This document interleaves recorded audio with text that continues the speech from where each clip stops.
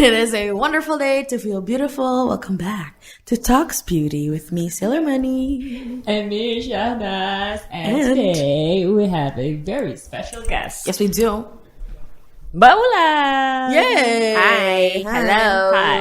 Mbak Ulan dari Lentera. Sintas Indonesia. Bravo, she lit. Yeah. Anyway, sedikit untuk men-tone down ke happyan kita, nggak deng? Kita sangat-sangat senang Kita untuk senang. membahas Yeah. hal ini karena hal ini perlu diketahui oleh halayak luas. Sangat. Apa itu, Gemat? Kekerasan atau pelecehan seksual True. di Indonesia. Dan di seluruh dunia sebenarnya. Betul. Kayaknya ini masalah satu bumi ya kayaknya ya. Satu dunia di mana-mana tuh ada dan bentuknya tuh macam-macam banget. Cuman yang dari gue tahu sih bentuk yang paling sederhana, yang paling kecil ya, atau misalnya yang bisa paling sering ditemukan itu adalah catcalling. Oh iya. Bukan manggil kucing.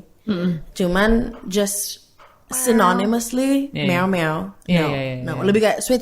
Sweet. Iya. Sweet gitu loh, kayak lo lewat terus panggil aja, Neng sini dong. Rese. Kayak mau kemana, kayak mau tahu aja lo. Kesel banget. Terus kalau enggak baju putih nengok dong. Iya, terus kayak ternyata kayak leher lo kayak kayak ya gitu. Enggak, gue tuh kadang-kadang kayak pengennya baju putih nengok dong. Terus tiba-tiba Kunti ternyata yang nengok gitu. Oh my Biar God. syukur. Ya kan, sebel. Soalnya mohon maaf, emosinya keluar lebih dahulu. Tapi lo punya gak sih, Mat, pengalaman yang kayak gitu? Siapa sih yang enggak? Please deh, kayak komen di bawah ya yang pernah di catcall dan cerita kalian kayak apa. Karena bagi gue yang ngeselin tuh kalau di catcall adalah lo nggak tahu dia siapa dan dia di mana. Tapi ada lagi yang nyebelin adalah pas disamperin, dia kayak kesannya nggak bersalah, terus jadi kayak hihi, oh my god, you're just a joke. Jadi waktu itu gue ke lapangan Banteng pas lagi photoshoot gitu sama teman gue, mau ganti baju dong kita, cari kamar mandi, kita lewat cari kamar mandi, kita ngelewatin like a bunch of people, tiba-tiba dari belakang, neng sini dong, cakep deh, terus ketawa, iya rame gitu, terus gue yang kayak langsung gue muter balik, gue ajak teman gue. Karena teman gue ini ya yang cantik gitu lah, jadi kayak pastinya digodain. Kalau gue kan setelannya selalu bodyguard dong, gue bouncer. Jadi Kamu cantik dari hatimu. Oke. Basically gue muter balik, gue samperin, terus temen gue kayak, lo ngapain Mat? Kayak lo temen gue aja. Mereka godain lo. Yaudah lo harus godain balik. Yaudah godain balik. Nggak, itu dia kayak, oke udah gue ikut. Jadi ya udah gue samperin terus. Mana tadi yang mau kenalan sama teman saya? Mana tadi? Soalnya rame banget kayak 10 orang ada kali. Cowok-cowok semua tuh ada cewek satu. Terus pas gue tanyain kayak gitu, gue liatin semuanya, mereka kayak, nih yang ini kak, yang ini nih kak. Terus kayak dia kayak malu-malu gitu, apaan sih gitu-gitu. Terus gue langsung ajak kamu kayak, kenapa lo mau kenalan? Lo mau apa sih, nomor telepon? Tanya langsung, gak usah dari dia jauh gitu.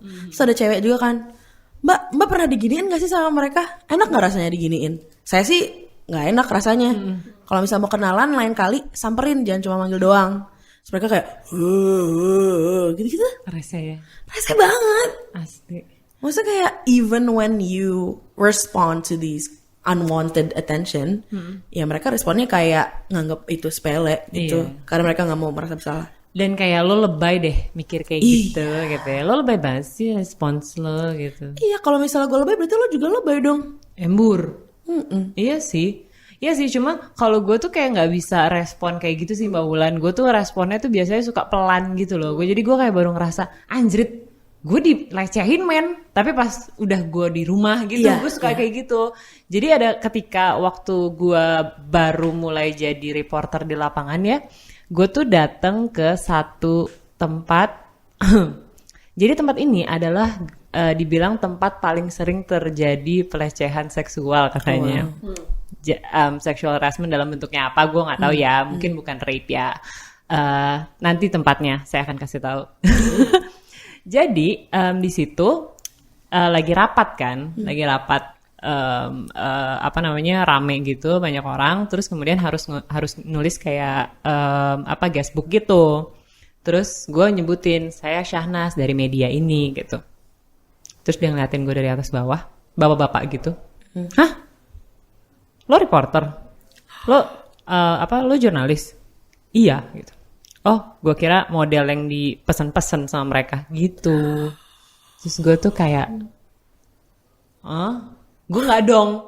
Terus pas keluar kayak baru, nyebelin banget ya responnya ya gitu. Itu kan juga sebenarnya menurut gue sih itu nyebelin banget ya, dan kayak degrading kan. Nah, Mbak Wulan sebenarnya apa sih definisi sexual harassment gitu? Apakah yang kita alamin itu salah satu dari bentuk sexual harassment? Banget ya. Maksudnya kalau catcalling sudah jelas. Kita kan nggak nyaman dipanggil-panggil seperti itu. Benar katanya Kemar tadi. Kalau mau kenalan, ayo kenalan yang baik dan benar. Kita tukeran nama, tukeran nomor telepon dan sebagainya. Tapi jangan bikin salah satu pihak ngerasa nggak nyaman. Kalau yang dialamin Shahnaz barusan, ya itu jelas. Artinya, apakah kemudian semua orang yang punya penampilan fisik menarik sudah pasti tidak punya kapasitas intelektual sehingga bisa langsung dijudge sebagai sesuatu yang bukan mereka gitu kan? Dan kenapa juga bisa yang terlintas adalah pemikiran seperti itu? Kan bisa aja loh, Mbak Mulan. Ya, makanya itu kan berarti sudah sudah punya prejudis duluan ya bahwa Shahnaz adalah karena punya penampilan menarik dan mungkin tidak seperti tidak terlihat seperti jurnalis lapangan gitu ya. Kemudian diasumsikan bahwa kirain itu callingan gitu. Tentunya itu sangat degrading sekali, baik secara profesional maupun secara individual. Secara profesional, memangnya tidak boleh jurnalis terlihat menarik, segar, bersih, wangi dan sebagainya. Itu satu.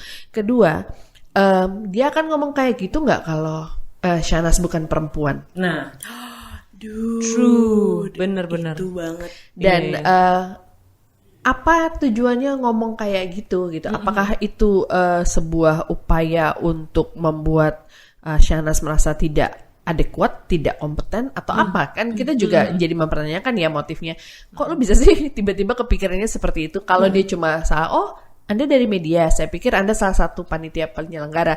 That's fine. Itu kita hanya kita tetap berasumsi, tapi kita punya asumsi bahwa kirain profesinya yang ini bukan yang itu. It's okay karena ketukar aja. Tapi kan tidak ada maksud untuk merendahkan atau melecehkan. Kalau ini kan sudah jelas intonasinya adalah because you probably was looking physically attractive pada saat itu, masih fresh dan segala macam, kemudian langsung diasumsikan bahwa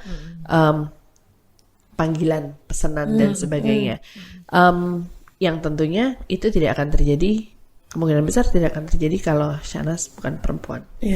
I think that's the thing. That's the kind of sexual harassment that men don't necessarily get. Gue ngerti banget korban kekerasan seksual, pelecehan seksual tuh nggak pandang bulu gitu. Nggak selalu perempuan sih, benar. Cuman banyak sekali pelecehan seksual itu pasti dia tuh gender based, karena ya stereotip dari masyarakat sih sebenarnya. Jadi menurut Mbak Wulan tuh kan tadi spektrumnya lumayan gede ya, dari catcall terus sampai ke komen-komen yang melecehkan gitu.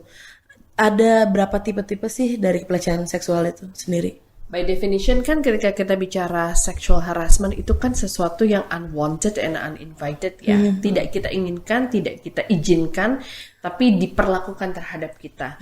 Dan kita sejujurnya akan sulit untuk mengendalikan apa yang terjadi kepada kita, karena seringkali itu terjadi di luar kendali kita kan ya. Bagaimana orang berespon terhadap kita, bersikap terhadap kita, itu something yang sebenarnya di luar kendali kita. Tapi kita tentunya punya hak untuk bilang bahwa saya nggak nyaman tuh diperlakukan kayak gitu, saya nggak suka tuh disiulin seperti itu dan sebagainya, atau disangka seperti punya profesi yang bukan profesi saya. Apalagi kalau nadanya sudah menunjukkan konotasi negatif, misalnya cibiran, sindiran dan sebagainya. Kita barusan melihat dua contoh spektrum atau tipe pelecehan seksual yang lumayan beragam gitu ya. Di samping tentunya kalau catcalling kebanyakan kan ini dua tadi contohnya jatuhnya ke verbal ya, karena kan menggunakan kata-kata. Kadang-kadang bisa juga bahkan nggak menggunakan kontak fisik atau kata-kata, kayak misalnya staring, diliatin. Kan bisa juga ya merasa nggak nyaman meskipun dia tidak ngomong apa-apa sih, tapi ngeliatinnya tuh gimana gitu ya. Dan ini bisa dilakukan tidak hanya oleh laki-laki ya, tapi juga oleh perempuan. Misalnya menurut aku Shanas pakai bajunya agak terlalu seksi nih. Tapi terus deh gitu aku nggak bilang apa-apa sih, cuma aku kalau ngeliatin tuh dari atas ke bawah, bawah ke atas, ini mata apa lift gitu ya, naik turun. That's also sexual harassment. I mean, you're judging. It makes you uncomfortable. You're staring at people uninvitedly. You in your mind you're judging of how he or she looks like gitu. And the moment yang diliatin gak comfortable, then it's harassment. Karena ketika di staring kan apa sih yang jadi objek dari pandangan itu? Fisik kan. Dan itu sesuatu yang kita bilang no, jangan dong gitu. Gue benar-benar baru tahu kalau ya diliatin gitu aja tuh termasuk pelecehan seksual gitu. Just because ya udah gue tahu kalau itu tidak nyaman, ya of course itu pelecehan. Of course. That's actually brand new for me, to be honest. Well, you can't tell what's in their mind ketika they're staring at you, whether it was judgmental, sexual fantasies, and everything. Tapi satu yang menjadi objek adalah fisik kita ketika kita dipandangin. Kedua, the moment you feel uncomfortable for the uninvited staring, then it is violating your space. Then it is considered as harassment. Jadi nggak bisa lo bilang kayak, kan gue cuma ngeliatin doang loh. Yang ditangkap sama orang yang diliatin itu yang valid gitu. Persepsi kita sebagai korban itu valid.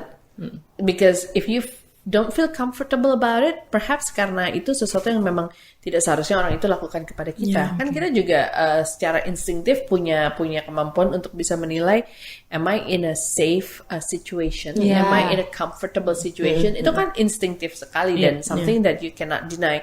Sama halnya seperti ketika tiba-tiba kita merinding, nggak tahu kenapa, tapi barangkali ada sebuah konteks atau situasi yang sedang membahayakan bagi diri kita dan our senses itu detecting dari previous experience. Kan otak kita itu kan nyimpen informasi massive banget ya.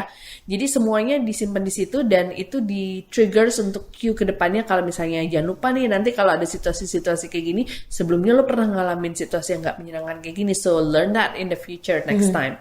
So that's how kita secara intuitively atau instinctively suka bisa mengenali situs apa kayak mau ada apa ya, aku kayaknya nggak perasaan. Sebenarnya sih itu bukan yang apa coming out of the blue. Our brains itu sudah punya database tentang situasi-situasi yang biasanya habis itu membuat kita merasa nggak nyaman atau merasa tidak aman gitu.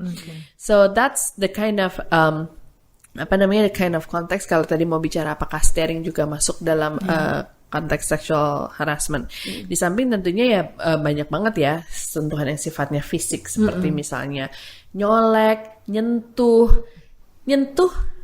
Sebenarnya kita bisa definisikan ada safe unsafe touch.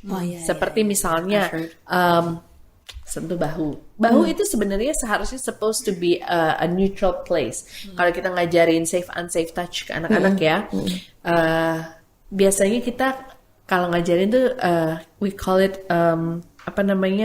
the panty rules under sorry I can't remember the name, something like panty rules. Pokoknya daerah yang tertutup oleh pakaian dalam kita itu artinya daerah yang tidak boleh disentuh oleh sembarangan orang.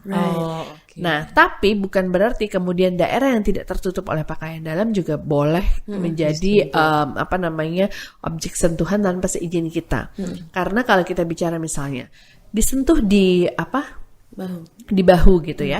Disentuh di bahu sih seharusnya kalau cuma di tap doang, it's like a sign of appreciation.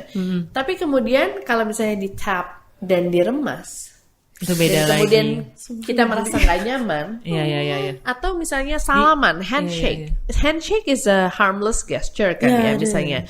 But then you felt that your hand is being held for a little bit too long, a little bit too tight, dan you felt a soft brush on your Oh my knuckle misalnya. God, Iya, iya. Atau food sih Mbak, biasanya banyak yang agak-agak ya kan. Ya, maksudnya Even though it's safe dalam tapi kayak dalam banyak konteks it could be a harmless gesture, tapi kemudian ada juga konteks di mana kemudian it becomes uncomfortable. Balik lagi tentunya kepada kemampuan kita untuk be truthful whether it's comfortable or not. Karena the moment you feel uncomfortable, then it's uninvited and unwanted, dan kita bisa kategorikan itu sebagai this is something that is violating my personal space. Yeah. Yes, It's very important. But kayak tapi anak kecil pasti banyak yang nggak ngerti nggak sih? Iya benar. Makanya Nah, harus itu jadi harus diajarin. Iya. Maksudnya gue kalau misalnya inget-inget apa yang gue diajarin pas masih kecil gitu, I don't think my parents ever like mentioned this. I had to learn aja on my own. Iya, yang akhirnya gini loh. Jadi gue punya pengalaman juga tuh Mat, mengenai ada orang yang menyentuh gue uninvited, unwanted. Kalau gue inget-inget sekarang kenapa gue nggak hajar dulu juga gue nggak tahu ya. Cuma keluar tanduknya. Jadi waktu itu tuh Mbak, gue tuh lagi main sepeda. Jadi gue tuh kelas 4 atau kelas 5 SD. Terus tiba-tiba ada yang ngadang gitu kayak anak-anak SMP gitu. Anak-anak akamsi gitu, Bo. Akamsi kan. Terus kayak harus gue lewatin gitu karena jalanannya kecil. Gue berdua sama teman gue yang juga perempuan yang lebih kecil dari saya gitu. 3 tahunan lebih kecil. Kalau waktu kecil tuh kan 3 tahun tuh jadinya jaraknya badannya juga jauh kan. Jadi ya udahlah, gue yang paling gede di situ. Terus mereka ngadang, gue kira mereka mau dorong gue, tapi ternyata yang satu malah julurin tangannya dan megang payudara gue saat juga belum ada apa-apa. Tapi itu kelas 4 atau 5 SD itu kan. Tapi gue tahu itu salah. Gue tahu gue sudah sudah dilecehkan. Tapi gue nggak tahu juga gimana cara bilangnya ke nyokap bokap gue. Dan gue nggak tahu apa perasaan gue saat itu. Cuma gue ngerasa mestinya gue tonjok ya. Gue cuma ngerasa gitu. Mestinya gue gebuk ya tadi ya gitu. Cuma kan untuk memproses itu seorang anak tuh masih bingung gitu. Karena mungkin complicated gitu untuk seorang anak kan. Nah kalau lagi situasi kayak gitu maksudnya, apalagi sekarang gue punya anak juga Mbak Wulan. Gimana sih untuk benar-benar bisa ngasih tahu kalau itu tuh salah dan nggak apa-apa kamu bilang ke orang tua kamu gitu. Iya, baru ingat barusan namanya underwear rules. Underwear rules. Nanti bisa di Google aja ya, underwear rules itu detailnya kayak gimana. Tapi apapun jenis kelamin anak kita, laki-laki atau perempuan, itu emang udah harus mulai diajarkan sedini mungkin. Supaya mereka tahunya sedini mungkin. Ketika kita bicara pendidikan seks pada anak, kita bicara sedetil itu dan sedini itu, mulai dari sesuatu yang sangat sederhana seperti misalnya sentuhan aman dan sentuhan tidak aman. Karena meskipun misalnya kita pikir anak kita masih balita, siapa juga sih yang bakal mau ngapa-ngapain dia?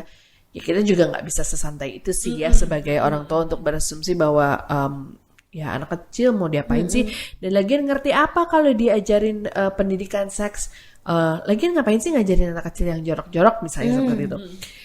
Ini mindset yang pelan-pelan harus mulai kita perkenalkan sih ke orang-orang bahwa ketika kita bicara tentang pendidikan seks pada anak, kita bukan yang ngajarin mereka tentang aktivitas seksual loh.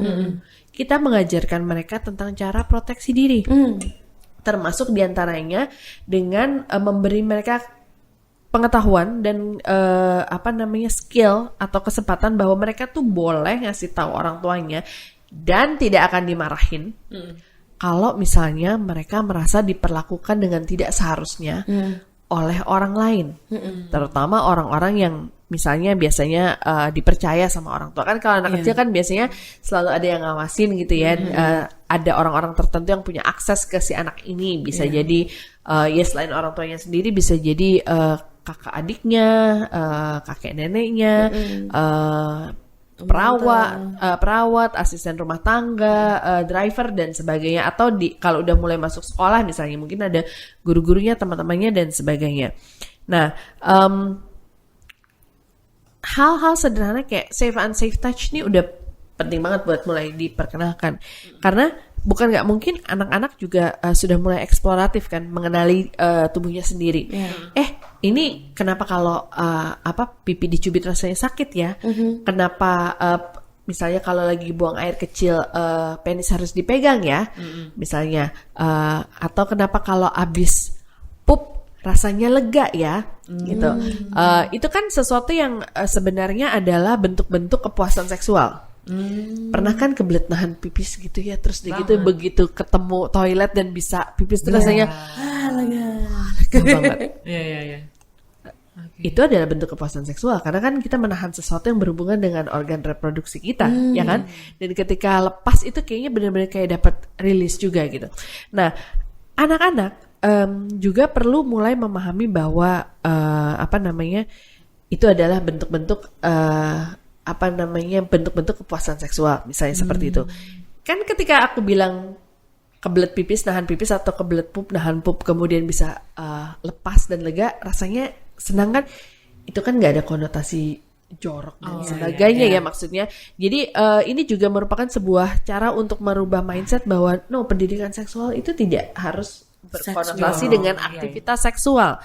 Safe unsafe touch misalnya. Mulai mengajarkan bahwa kalau keluar dari kamar mandi handukan ya, jangan tiba-tiba ngecircing. Lebih kepada mereka juga diajarkan untuk mengenali privacy atau menghargai privacy terhadap dirinya sendiri, bahwa ini adalah tubuh kita yang istilahnya hanya boleh dilihat atau dibantu disentuh oleh orang-orang tertentu. Seperti misalnya mungkin masih perlu dibantu untuk membersihkan diri setelah buang air besar atau buang air kecil gitu kan. Tapi siapa nih yang boleh membantu dan sebagainya seperti itu. Kalau misalnya ngobrolin tentang safe or unsafe touch ini ke anak tuh, gue cuma bisa ingat apa yang temen gue bilang tuh, si Ai. Dia pernah bilang dia punya anak perempuan masih kecil. Kalau dia mandiin anaknya atau kayak ngecebokin anaknya gitu-gitu, membersihkan, dia selalu minta maaf dulu atau minta izin dulu ke anaknya gitu. Jadi dari kecil udah dibiasain kalau badan kamu tuh kamu yang punya wewenang. Mama di sini untuk ngebantuin kamu kan. Mama kan orang tua kamu percaya kan sama mama. Mama cuma pengen sayangin kamu, bersihin kamu gitu. Jadi dari kecil tuh dia si Ai ini dia membiasakan banget ke anaknya kalau orang lain tuh harus punya izin dari kamu loh untuk mengakses kamu. Apalagi pas mandi belum kayak telanjang nggak pakai baju gitu-gitu. And I think that's one of the very very nice ways of teaching your children how to know themselves better. Karena with safe unsafe touch dan kayak untuk tahu apa yang terasa lega, apa yang terasa enak itu dari badan kita sendiri secara biologis, itu takes a certain amount of self-awareness. Yang mungkin kebanyakan orang dewasa pun banyak yang tidak tahu even gitu. Jadi banyak yang mungkin kalau kasus pelecehan seksual banyak juga yang termanipulasi, dibilang kalau your pleasure is because of me, kayak I own your pleasure. Itu bisa jadi kan manipulasi dalam kekerasan seksual juga. Jadi untuk anak gue seneng banget sih pas tahu cerita tentang itu gitu. Dari kecil dikasih tahu, maaf ya, mama pegang dulu sini ya. Kalau sama orang lain nggak boleh, gitu-gitu. So that's like one of the. I think that's a very good example karena itu kan teaching the kids respect, that he or she is being respected. And he or she have the right to say yes or no. Or no. Yeah, betul. Itu Ngajarin tentang consent, persetujuan, karena tubuh kita itu milik kita. Kalau kita nggak kasih izin, artinya nggak ada orang lain yang boleh lihat, boleh sentuh, apalagi di area-area yang sangat pribadi. Iya. Betul. Nah tapi kalau misalnya kita ngomongin apa yang harus ditanamkan gitu ya ke seorang anak, itu kan memang gini, idealnya begini gitu kan, pasti ada gitu. Tapi aku tuh yang jadi concern adalah anak gue adalah laki-laki. Anak gue laki-laki. Jadi gue tuh sangat takut untuk tidak hanya dia kena pelecehan seksual, tapi gue juga nggak mau dia menjadi orang yang melakukan kekerasan atau harassment apapun ke orang lain gitu. Nah, apa sih yang sebenarnya harus kita tanamin supaya mereka tuh bisa respect orang, respect perempuan atau laki-laki apapun itu gitu ya, dengan cara yang dengan nilai yang benar-benar utuh gitu, nggak setengah-setengah. Gimana sih? Ya, satu tadi yang Shahnaz bilang, ngajarin tentang respect, bahwa baik ibunya dan bapaknya punya power dan otoritas yang sama dalam keluarga, dalam mendidik dan membesarkan anak dan menanamkan nilai-nilai. Mungkin ada value di mana si ayah lebih dominan dan si ibu lebih dominan. Nggak masalah, itu kan masalah kita lebih jago dalam hal apa gitu ya. Tapi bahwa ketika si ayah lagi exercising otoritas, si ibu menghormati, dan ketika si ibu lagi exercising otoritas, si ayah menghormati. Dengan begitu anak bisa ngelihat bahwa oh jadi mau bapaknya mau ibunya sama aja ya otoritasnya. Kalau lagi ngajarin yang ngajarin, kalau lagi menasehati yang menasehati, dan nggak bisa tuh cuma dengerinnya cuma kalau ayah aja deh, atau dengerinnya cuma kalau ibu aja deh, nggak bisa seperti itu juga. Bahwa dua-duanya punya hak yang sama untuk dihormati, punya hak yang sama untuk didengar. Itu sesuatu yang si anak harus mulai belajar. Bahwa dalam pernikahan orang tuanya, relasi sebagai pasangan, ayah dan ibunya itu setara. Bisa mengambil keputusan yang sama, punya kekuatan otoritas yang sama. Dan dengan begitu dia melihat bahwa laki-laki memperlakukan perempuan dengan respect dan perempuan juga memperlakukan laki-laki dengan respect. Ada balance dalam power yang mereka share, dalam responsibility yang mereka share. Tidak ada pihak yang lebih punya kuasa dibandingkan yang lain gitu. Dari situ anak akan melihat bahwa it does not matter your jenis kelamin. Karena apapun jenis kelamin dan peran gendernya, power itu, responsibility itu terbagi secara adil. Nah, yang sering terjadi kan adalah pokoknya segala sesuatu dibebankan ke salah satu pihak, misalnya seperti itu. Dan kalau bagus, ya sudah seharusnya. Kalau tidak bagus, anak lo nih. Padahal kan seharusnya kalaupun si anak berbuat kesalahan, yang bertanggung jawab kan shared responsibility. Betul, orang tuanya ya. And it's a team effort. Exactly. Jadi memang dear parents, it's not easy to have kids. Karena it's not a matter of just putting the bun in the oven. Udah matang keluarin, nggak gitu juga. Justru sebenarnya tantangan sesungguhnya adalah begitu membesarkan, keluar dari oven.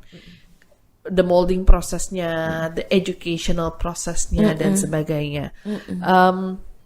Resiko terpapar dengan segala hal yang ditakutkan oleh orang tua, mohon maaf, tidak bisa dihindari. It's inevitable. Aduh, takut anak kita terpapar pornografi, jangan sedih. Pasti akan terpapar. Takut anak kita terpapar bullying, jangan sedih. Pasti ngalamin. Jangan sampai anak gue di catcalling. Bagaimana cara melindunginya 24 jam supaya anak kita nggak kena catcalling misalnya. Bahwa semua stimulus dari luar itu, potensi bahaya dari luar itu, dan potensi pengaruh buruk dari luar itu ada, udah pasti. Nah, sekarang tugasnya adalah kita ngajarin filter itu ke anak. How you treat other people with respect and rightfully. How do you define yang baik dan buruk, gimana ngambil keputusan untuk melakukan hal yang baik atau buruk gimana gitu. Jangan melulu dipercayain sama filter-filter child lock dan algoritma di berbasis teknologi ya. Ya itu alat bantu. Tapi kan filter sesungguhnya ada di kita. Betul. Moralnya tuh betul moral sekali. kompasnya Betul ada sekali. di orang tuanya juga. Ini gue tuh sampai kayak diem karena yang juga mengerikan adalah budaya kita kan memang sangat hormat pada orang tua. Budaya Indonesia itu hormat pada orang tua gitu. Tapi memang kalau misalnya kita melihat data dari KPAI mencatat korban kekerasan seksual lebih banyak dialami anak laki-laki pada 2018. Dan juga ada lagi nih data dari Komnas Perempuan, ada 1.210 kasus incest itu dilakukan oleh ayah kandung, paman, kakak kandung, kakek kandung, dan sepupu gitu. Ini kan jadi problem sendiri gitu ketika kita mempercayakan anak-anak kita dibesarkan sama orang-orang yang adalah keluarga dia, tapi malah justru itu yang terjadi gitu. Yeah. Yang data ini, to be honest, setiap gue lihat, gue deg-degan banget sih. Gitu. Kok bisa itu satu. Tapi gimana sih kita dealing dengan hal ini dan gimana cara kita menangani korban-korban yang sudah berjatuhan ini? Kalau lihat angka statistiknya sih itu lumayan universal ya, karena bisa coba dibandingkan juga dengan beberapa angka statistik di negara lain. Trennya menunjukkan bahwa pelaku kekerasan seksual pada anak itu biasanya dari lingkaran terdekat. Karena memang asumsinya anak itu selalu ada yang jagain, ada yang ngawasin, dan ada orang-orang tertentu yang punya akses kepada mereka. Idealnya tentunya adalah untuk tanggung jawab dan menjaga keselamatan si anak itu. Idealnya. Dan dipercayakan pada orang-orang yang terdekat. Dan tapi seringkali fundamentally speaking, dalam kasus kekerasan seksual sesungguhnya yang di-violate itu adalah trust. Karena ketika kita memberikan akses kepada orang-orang tertentu untuk bisa mengakses anak kita, itu kan artinya kita grant them with trust, memberikan kepercayaan kepada mereka. Gue percaya sama lo bisa mengakses anak gue, bisa ketemu anak gue, main, bercanda, makan bareng, meluk dan sebagainya gitu.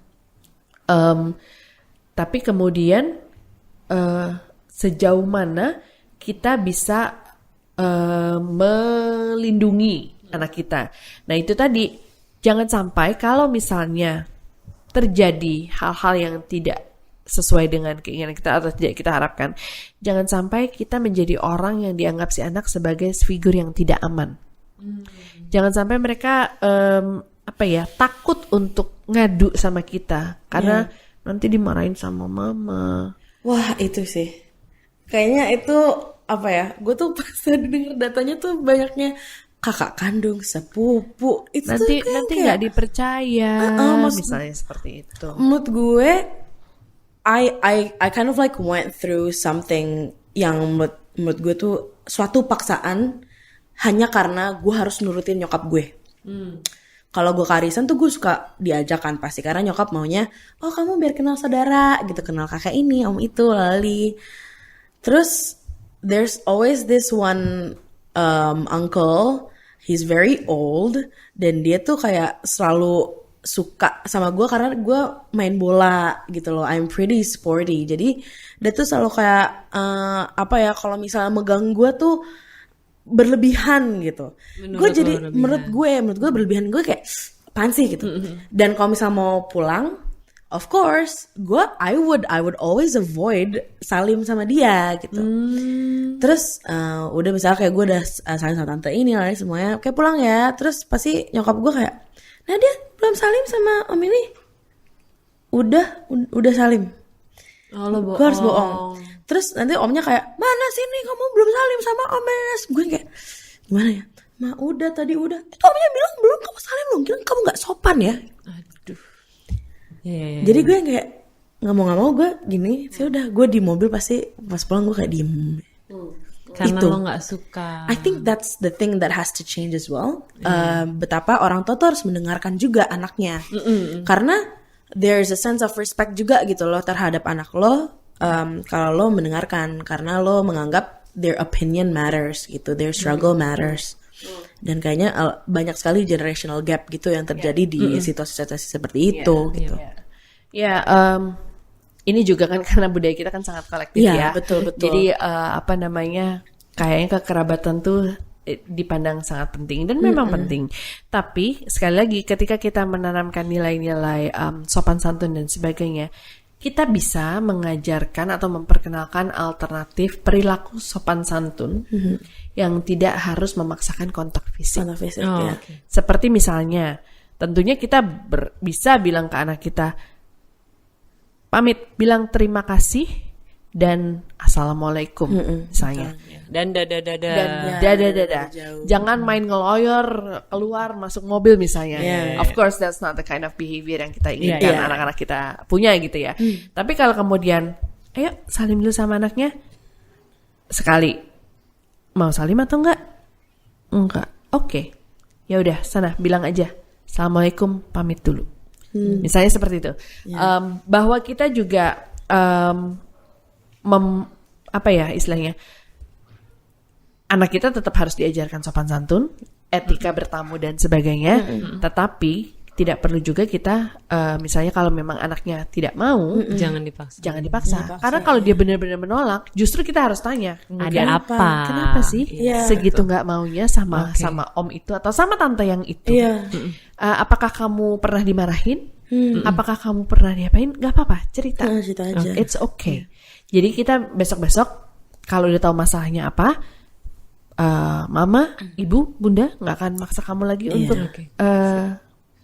salam kalau misalnya kamu nggak nyaman, misalnya kayak gitu. Menurut Mbak Ulan gimana cara kita prevent atau mungkin membuat sebuah perubahan agar kita pelan-pelan tuh menyadari kalau ini salah dan kita bisa memperbaiki ini sebagai collectively in society. Ini bukan kerjaan 1-2 orang. Dan bukan cuma semalam saja. Dan ini bukan cuma salah si pelaku. Pelaku akan selalu ada. Pertanyaannya, kita udah ngapain aja? Jangan-jangan selama ini kita cuma pointing fingers. Pemerintah gimana sih nih nggak bisa menyediakan keamanan buat setiap warganya? 270 juta jiwa penduduk Indonesia, saudara-saudara. Banyak sekali. Banyak ya. Sementara beda-beda. ternyata kejadiannya depan mata kita dan kita nggak berbuat apa-apa. Wah ya itu ya. Mungkin sebelum nunjuk orang lain, mendingan kita lihat diri sendiri dulu. Protes saja. Udah ngapain? Udah melakukan sesuatu belum untuk menolong? Udah melakukan sesuatu belum untuk menjadi bagian dari perubahan itu? Pengen berubah, tapi kitanya tidak melakukan apapun untuk terjadi sebuah perubahan. Jadi, if you see it, own it. Kalau melihat, ya udah bantu. Karena this is the thing about being bystander ya. Kita pikir kita kan ini ya budaya gotong royong kolektif, nanti juga ada yang mau bantuin. Ya itu tuh. But the thing is, nobody's going to start anything if nobody's starting anything. So why don't you be the change that you wish to see? Kenapa nggak? Biasanya orang tuh suka males, aduh nanti kalau nolongin orang yang lapor polisi kalau pas kena pelecehan atau merasa digesek-gesek pas di KRL, kan harus ikut nemenin kantor polisi, ngurus BAP dan segala macamnya. Jadi aduh males ribet, sih nanti gitu jadi ribet dan segala macam. Gak ada yang bilang bahwa itu gak akan ribet. Tapi kalau kita mau membuat sebuah perubahan, emang harus mau doing the dirty work. Tapi kan kecil banget kalau cuma membantu satu orang, perubahan apa yang bisa kita harapkan. Ini adalah sebuah jangka panjang, ini adalah sebuah perubahan yang sifatnya evolutionary. It's a cultural change. Culture shape men and women. Men and women shape culture. Kayak agak kayak chicken and egg gitu ya. Jadi kalau misalnya mau berubah, ya kita yang harus merubah. Bahwa kemudian udah berjuang sekian tahun gak kelihatan perubahan, ya memang gak akan langsung kelihatan. Ini yang akan bisa mulai melihat perubahannya adalah mungkin nanti anak kita, cucu kita, cicit kita dan sebagainya.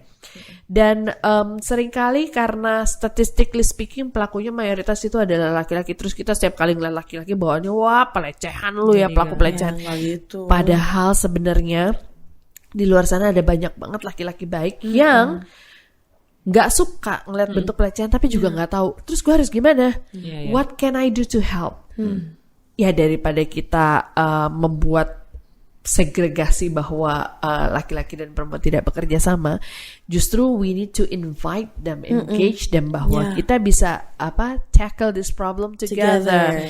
Karena kayak misalnya tadi contoh catcalling itu, kalau kita yang cewek-cewek yang bilang apaan sih ini, paling dibilangnya lebay lo itu kan harusnya dianggap pujian dan sebagainya. Tapi kalau misalnya temennya sendiri yang cowok bilang lu malu-maluin aja kalau mau ngajak kenalan gak kayak gitu misalnya. So ketika sesama cewek bilang not cool bro, Itu Tone-nya beda. Iya. Tone-nya beda. Jadi Tapi let's find those bros who wants to help along juga. Iya, tapi juga dari maksudnya kalau misalnya emang lo temenan terus ada yang emang tiba-tiba marah di catcall, please jangan bilang lebay lagi lah ya. Iya. Suka-suka dia merasa begitu, dia merasa violated. Ya valid perasaan dia, please jangan dibilang lebay. Bener banget. It's time to, you know, like have these discussions and conversations with boys and men. Karena kebanyakan mereka juga ya they don't know what to do sih menurut aku, kayak mereka nggak bisa relate aja gitu, jadinya jatuhnya karena mereka nggak bisa relate, gengsi, malu, jadi ngatain. Kalau gue sih ngeliatnya kayak gitu terkadang. Betul Jadi sih. I feel like chivalry is not dead, and like doing the right thing is never bad. Betul. So if you see some injustice, lo ngelihat seseorang dilecehkan, lo bisa bilang atau lo bisa malah ngebelain korbannya kayak, yo, I'm sorry that happened to you. Sini gue gebukin orangnya gitu. Iya, siapa It's tahu fine. bisa jadi gebetan Anda abis itu gitu kan ya. Gimana tuh? Ya siapa tahu aja gitu. Pokoknya kalau emang lo jadi good guy gitu ya, Yeah. pasti kan akan apa ya? Itu malah lebih atraktif loh Of course, who wants to date a bad guy who makes fun of victims of sexual harassment? Iya, itu jijik banget sih. Iya. Tapi at least ya, meskipun kita belum bisa mungkin membuat perubahan yang gede banget, tapi at least yang nonton ini bisa tahu kalau if you see something happening in front of you, please jangan diem aja. Iya. Dan jangan diem aja deh, please jangan melengos, jangan tidak menghiraukan, pokoknya stop it gitu loh, entah gimana caranya, ya nggak sih? Kayak lo mesti berani ngomong juga gitu, entah itu lo harus nekel bro lo kayak gitu, yang paling gede ototnya di geng lo kayak, tapi please do it. Yeah, just do it. Yeah, so hey guys. Kalau misalnya kalian lagi nonton episode Talks Beauty kali ini dan lagi buka juga social media kalian, please jangan lupa untuk cek hashtag gerak bersama di Instagram atau Twitter untuk ngelihat lebih banyak dan tahu lebih banyak lagi tentang isu pelecehan seksual di negara kita, dan mungkin dari situ lo bisa belajar lebih banyak, lo bisa share juga ke teman-teman lo, dan start these conversations. It's very important, you know, like this awareness. Jadi kita bisa combat bareng-bareng gitu. Seenggaknya start dari kita. Yes, dan thank you so much Mbak Wulan udah Thank hadir you. dan udah ngobrol-ngobrol sama kita, jadi kita tahu siapa yang perlu kita paranin kalau kita sebel. Yeah, girl. Ya, Yeah. boleh ya? Boleh dong. Okay.